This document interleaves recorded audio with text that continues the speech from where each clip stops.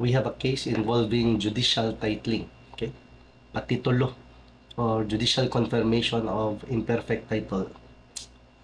In this petition for review under Rule 45, the Republic of the Philippines assails the decision of the Honorable Court of Appeals, which affirmed the decision of the Municipal Circuit Trial Court in a land registration case for the application for registration of title.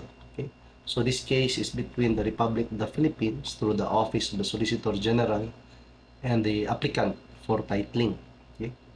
Ikaw nag-claim ba nga tag-iya nga patitulo kas korte, ikaw ang applicant, imong kalaban na ang Republic of the Philippines through the Office of the Solicitor General. So, posible po na nga nailain nga oppositor mo appeal, siguro iyang claim nga siya tag-iya, dili ikaw.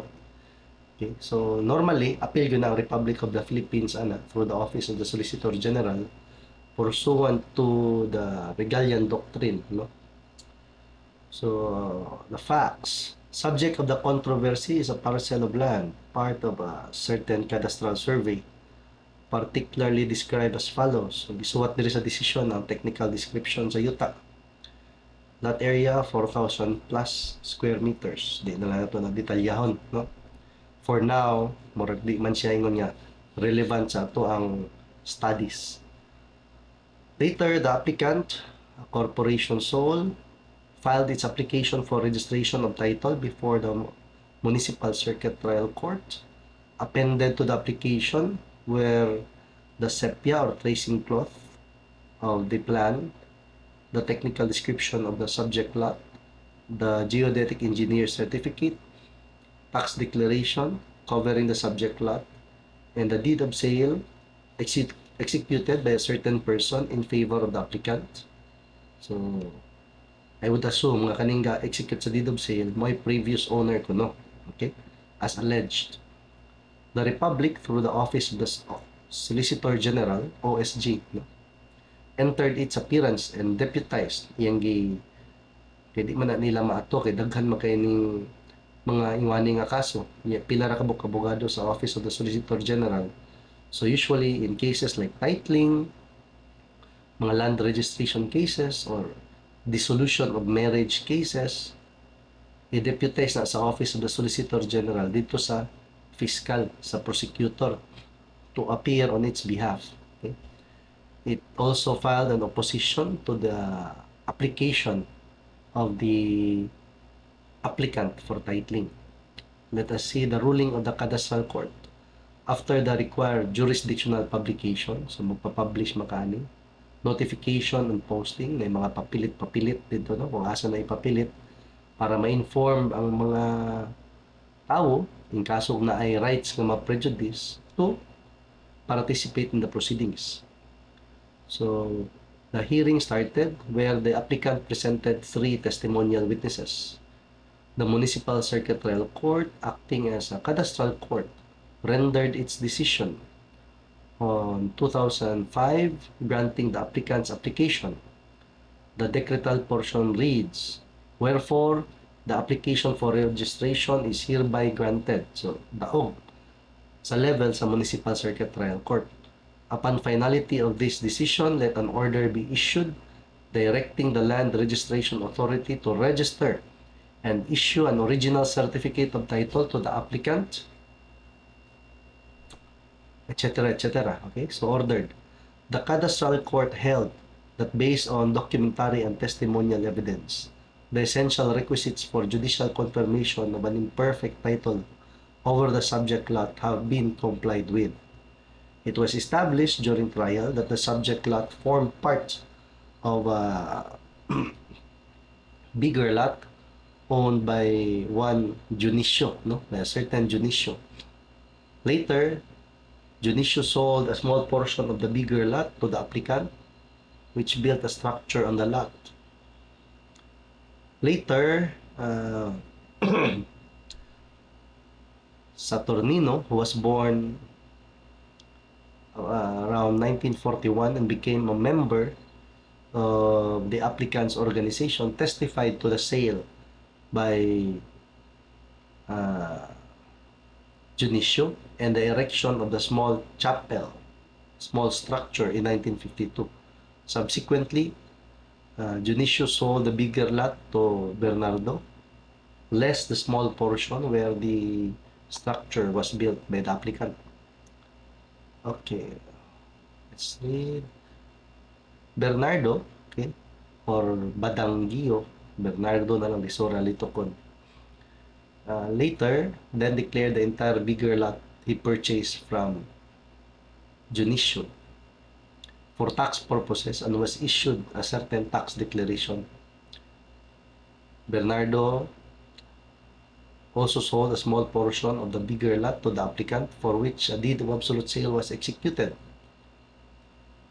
Jaime, the property custodian of the applicant, testified to the purchases constituting the subject lot and the issuance of tax declaration certificates covering it as declared by the applicant for tax purposes. Thus, these two purchases by the applicant of a small portion of the bigger lot, originally owned by Dionisio, who inherited it from his parents and later sold it to Bernardo, constituted the subject lot. Later, a deed of sale was executed by Bernardo in favor of the applicant, formally ceding or transferring and conveying to the applicant the subject lot, which still formed part of the tax declaration of the bigger lot under his name. This was testified to by a witness who became a tenant of the bigger lot in 1965 and continued to be its tenant under Bernardo. Then the witness also testified further that the ownership and possession of Dionisio and Bernardo of the bigger lot were never disturbed. Why ni sopak? Why ni question? Subsequently, tax declaration was issued in the name of the applicant pursuant to a deed of sale. This was subsequently replaced by several tax declaration certificates. No? Usually, kung mag-replace kayo o bagong tax declaration certificates niya, parehas ang pangalan, most likely that is due to general revision. No? Nisaka ang value sa yuta. For the processing of its application for judicial confirmation of title, the subject lot, part of ABC Cadaster, was surveyed and consisted of 4,000 plus square meters, with the presentation of the requisite sepia or tracing cloth of the plan, technical description of the subject lot, geodetic engineer certificate and report given by the City Environment and Natural Resources Office, special investigator, showing that the subject lot is within alienable and disposable public zone. The Municipal Circuit Trial Court found and appreciated the continuous possession by the applicant of the subject lot for over 40 years after its acquisition of the lot. Besides, it is noted that Bernardo and Dionisio, the predecessors in interest of the applicant, were never disturbed in their possession of the portions they sold to the applicant constituting the subject lot. Aggrieved, the Republic of the Philippines seasonably interposed its appeal before the Court of Appeals. What is the ruling of the Court of Appeals? The appellate court rendered the sale decision affirming the Municipal Circuit Trial Court's decision. Wherefore, the foregoing considered, the instant appeal is hereby denied and the sale decision affirmed in toto. So, gisundog ra sa Honorable Court of Appeals ang decision sa Municipal Circuit Trial Court na denied ang ilahang petition. So, pildi si Republic. In denying the Republic's appeal, the Court of Appeals found that the documentary and testimonial evidence on record sufficiently established the continuous, open, and peaceful possession and occupation of the subject lot in the concept of an owner by the applicant of more than 40 years and by its predecessors in interests prior to the conveyance of the lot to the applicant. Hence, we have this petition. So this is now before the Honorable Supreme Court. What is the issue? The Court of Appeals nasayop daw, the Court of Appeals on a question of law. Unsa man ang question of law? In affirming the Municipal Circuit Trial Court's decision granting the application for land registration despite evidence that the land was declared alienable and disposable land of the public domain only on or around 5 years before the filing of the application for registration by the applicant. What is the court's ruling? Okay, this is the ruling of the Honorable Supreme Court. So, they simplify the issue. May a judicial confirmation of imperfect title prosper when the subject property has been declared as alienable only after June 12, 1945. Mao mo guni ang pirming murag date ba nga murag diha ka dapat nakapanukad, no? This is the sole issue to be resolved. The petition is bereft of merit. The sole issue raised is not novel. Na daw kaso ani sa una. The Republic's contention sa ilang argument, the Republic of the Philippines, okay? The Republic contends that the subject lot was certified as alienable and disposable land of the public domain only on 1993, relying on a case of Republic versus Servieto.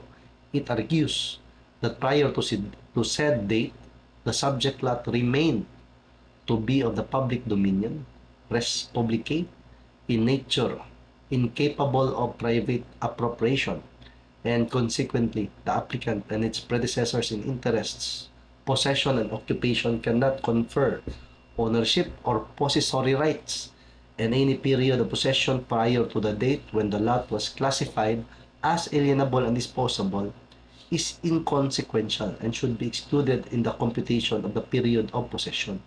So basically, ang gusto ni Republic, suka June 12, 1945, until the application, moro to'y period ihapon. Before June 12, 1945, dili na to apelon sa ilang length of possession, no? The Republic maintains further that since the application was filed only on 1998 or a scant 5 years from the declaration of the subject lot to be alienable and disposable on 1993, di makatuig lang, the applicant's possession fell short of the 30-year period required under Section 48B of Commonwealth Act 141, otherwise known as the Public Land Act. So na daw 30-year requirement, kung June 12, 1945 ra magsugod ang ihap until the time of the application, dili makapasar sa 30-year period required under Section 48B of CA 141. Kung sa may argument ni applicant, respondent applicant counters that the court has already clarified this issue in Republic versus Court of Appeals, the Lagit case, okay, in which we held that what is merely required by Section 14.1 of PD 1529, otherwise known as the Property Registration Decree, is that the property sought to be registered is alienable and disposable at the time of the application for registration of title is filed. Moro daw requirement. Dili kailangan nga alienable and disposable siya sa entire period required by law for possession and occupation. Ang importante lang, alienable and disposable siya at the time of the application for registration. Moreover, the applicant asserts that the Rebeto pronouncement quoted by the Republic cannot be considered doctrinal in that it is merely an obiter dictum. Obiter dictum gali na kaso, hindi ko na siya mo main issue. Nalay, kuan ba? Nalay gamay nga side resolution or nalay gamay nga lessons, nalay gamay nga rulings, pronouncements na gihatag. Pero di ko ito mo'y heart, no? Sa kaso, dili ito may main issue nga gi-resolve sa kaso. Stated only after the case was dismissed for the applicant's failure to comply with the jurisdictional requirement of publication. Necessity of declaration of public agricultural land as alienable and disposable. Okay, kani nga topic. It is well settled that no public land can be acquired by private persons without any grant, express or implied, from the government, and it is indispensable that the persons claiming title to a public land should show that their title was acquired from the state or any other mode of acquisition recognized by law. In the instant case, it is undisputed that the subject lot has already been declared alienable and disposable by the government a little over 5 years before the application for registration was filed by the applicant. So, na daw diri conflicting rulings between the case of Herberto and the case of Nagit. It must be noted that this Honorable Supreme Court had conflicting rulings in the case of Nagit and Herberto, relied on by the parties' contradictory positions. Herberto essentially ruled that reckoning of the possession of an applicant for judicial confirmation of imperfect title, ang sinugdanan daw sa possession, is counted from magsugod gikan sa date when the lot was classified as alienable and disposable. And possession before such date, ang possession nimo before atong classification as alienable and disposable is inconsequential. Why bili, no? Why labot, and must be excluded in the computation of the period of possession. Modo na ang naa sa case of Herberto, may chat.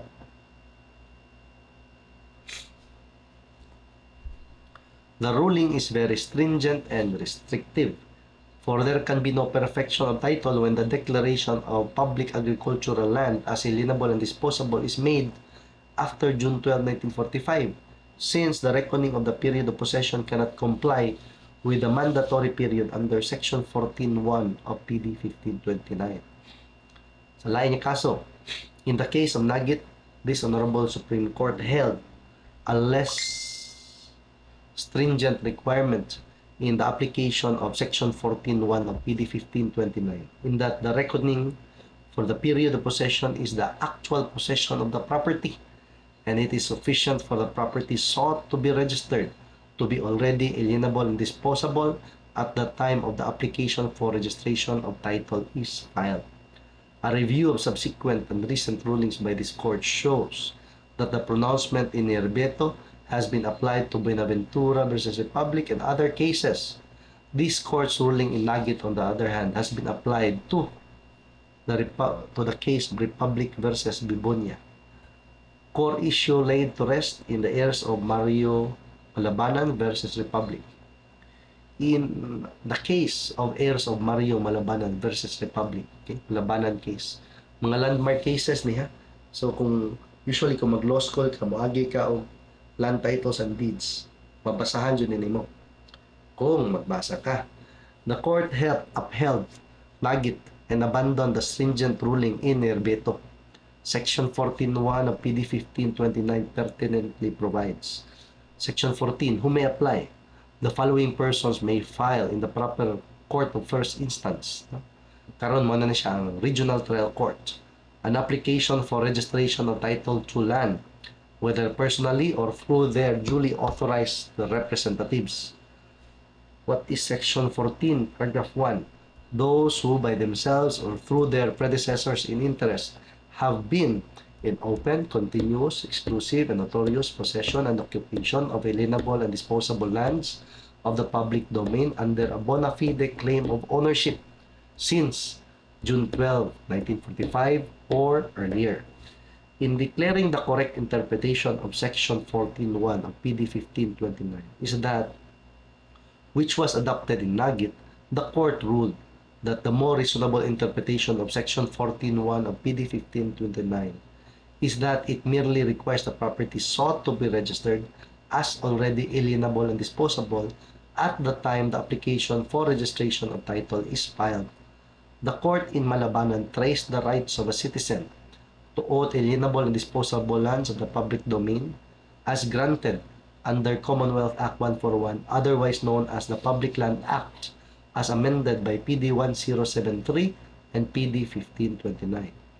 The court observed that Section 48B of CA 141 and Section 14.1 of PD 1529 are virtually the same. Parehas sa Diyos nagsulat, with the latter law specifically operationalizing the registration of lands of the public domain and codifying the various laws relative to the registration of property. We cited Nagit and rationated. Despite the clear text of Section 48B of the Public Land Act as amended, In Section 14A of the Property Registration Decree, the Office of the Solicitor General has adopted the position that for one to acquire the right to seek registration of an alienable and disposable land of the public domain, it is not enough that the applicant and his or her predecessors in interest be in possession under a bona fide claim of ownership since June 12, 1945. The alienable and disposable character of the property must have been declared also as of June 12, 1945. Following the OSG's approach, the Office of the Solicitor General's approach, all land certified as alienable and disposable after June 12, 1945 cannot be registered either under Section 14.1 of the Property Registration Decree or Section 48B of the Public Land Act as amended. The absurdity of such an implication was discussed in Nugget. Petitioner suggests an interpretation that the alienable and disposable character of the land should have already been established since June 12, 1945 or earlier. This is not borne out by the plain meaning of Section 14.1, since June 12, 1945, as used in the provision, qualifies its antecedent phrase under a bona fide claim of ownership. Generally speaking, qualifying words restrict or modify only the words or phrases to which they are immediately associated and not those distantly and remotely located. Ad proximum antecedens fiat relation nisi impediatur sententia. Besides, we are mindful of the absurdity that would result if we adopt petitioner's position. Absent a legislative amendment, the rule would be adopting the Office of the Solicitor General's view that all lands of the public domain which were not declared alienable or disposable before June 12, 1945 would not be susceptible to original registration, no matter the length of unchallenged possession by the occupant. Such interpretation renders paragraph 1 of Section 14 virtually inoperative and even precludes the government from giving it effect even as it decides to reclassify public agricultural lands as alienable and disposable. The unreasonableness of the situation would even be aggravated considering that before June 12, 1945, the Philippines was not yet even considered an independent state. Accordingly, the court in Nugget explained, the more reasonable interpretation of Section 14.1 is that it merely requires the property sought to be registered as already alienable and disposable at the time the application for registration of title is filed. If the state, at the time the application is made, has not yet deemed it proper to release the property for alienation or disposition, the presumption is that the government is still reserving the right to utilize the property. Hence, the need to preserve its ownership in the state irrespective of the length of adverse possession, even if in good faith. However, if the property has already been classified as alienable disposable, as it is in this case, then there is already an intention on the part of the state to abdicate its exclusive prerogative over the property. The court declares that the correct interpretation of Section 14.1 is that which was adopted in Nugget. The contrary pronouncement in Herbeto, as pointed out in Nugget, absurdly limits the application of the provision to the point of virtual inutility, since it would only cover lands actually declared alienable and disposable prior to June 12, 1945, even if the current possessor is able to establish open, continuous, exclusive, and notorious possession under a bona fide claim of ownership long before that date. Moreover, the Nugget interpretation allows more possessors under a bona fide claim of ownership to avail of judicial confirmation of their imperfect titles, and that would be feasible under Herbeto. The balancing fact is significant, especially considering our forthcoming discussion on the scope and reach of Section 14.2 of the Property Registration Decree. Petitioners make the salient observation that the contradictory passages from Herbeto are mere obiter dicta, since the land registration proceedings therein is void ab initio in the first place, due to lack of the requisite publication of the notice of initial hearing. There is no need to explicitly overturn Herbieto, as it suffices that the court's acknowledgement that the particular line of argument used therein concerning Section 14.1 is indeed obiter, nagit as affirmed in Malabanan, more in accord with the state's policy.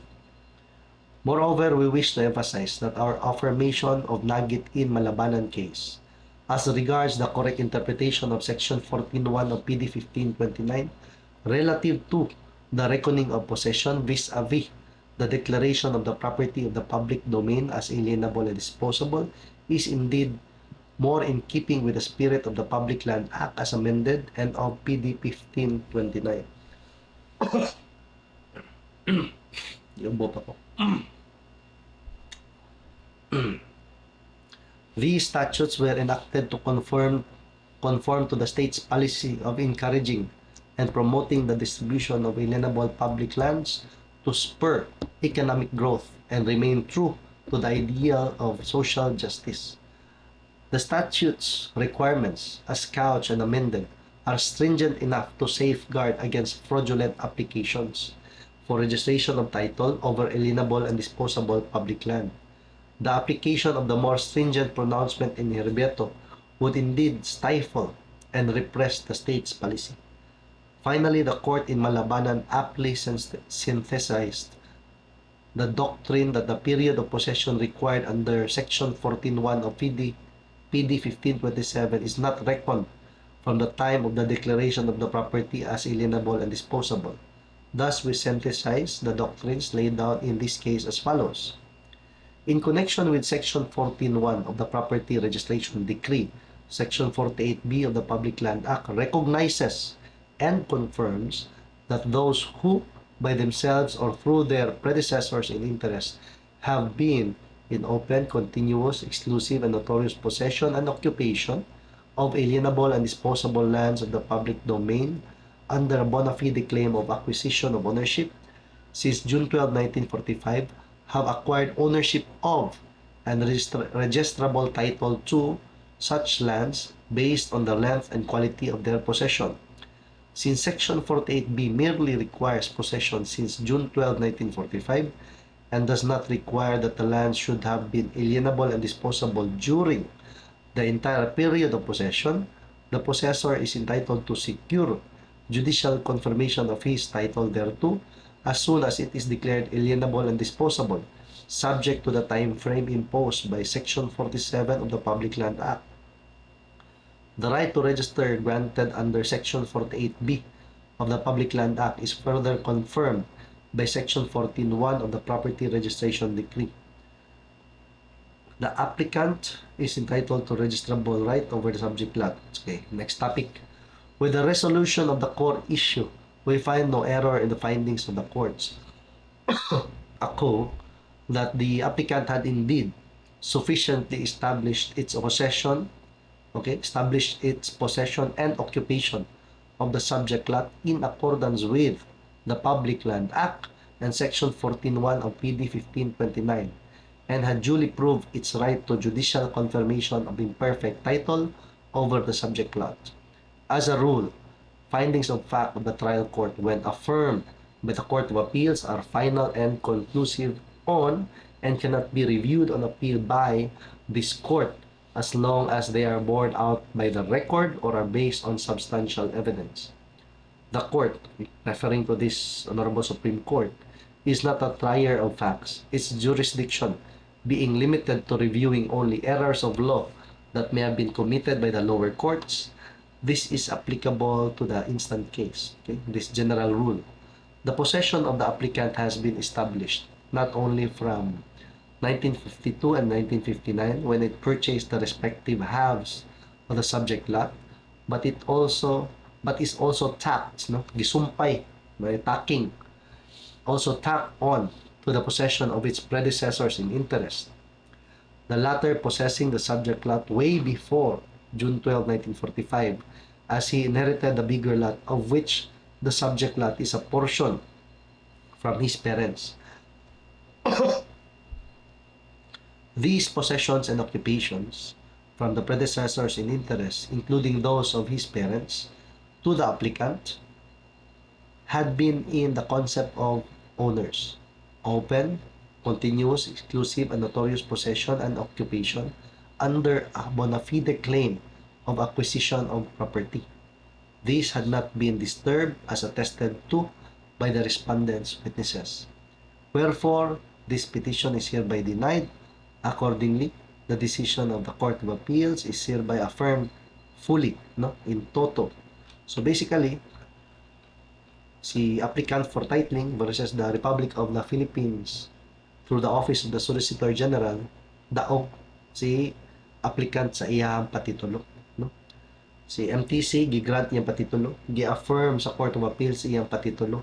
Pag-abot sa Supreme Court, gi-affirm gyapon ang decision sa Court of Appeals. So basically, MTC, Court of Appeals, Supreme Court, daog sa tanan ang applicant, no?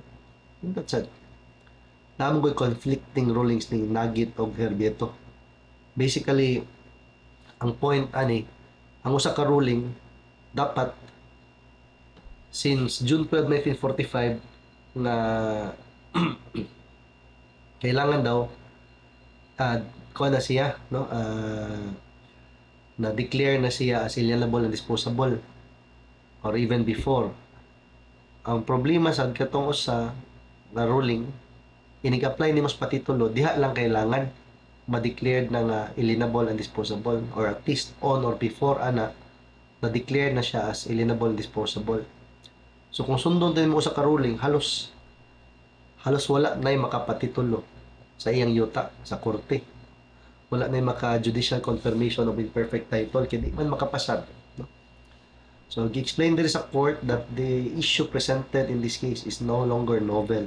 Kumbaga, di na ni bago na desisyonan na nila sa una. So, nindot, no? At least ma-review ta. Sunod ako basahon balik. Nabasa naman ako sa una ninyo. Kaning Herbieto, Nagit, tag-asaging kasuha, pero nindot kayo pagka-explain ka, no? Makat-on yun ka. No? So, I'll see you in the next video.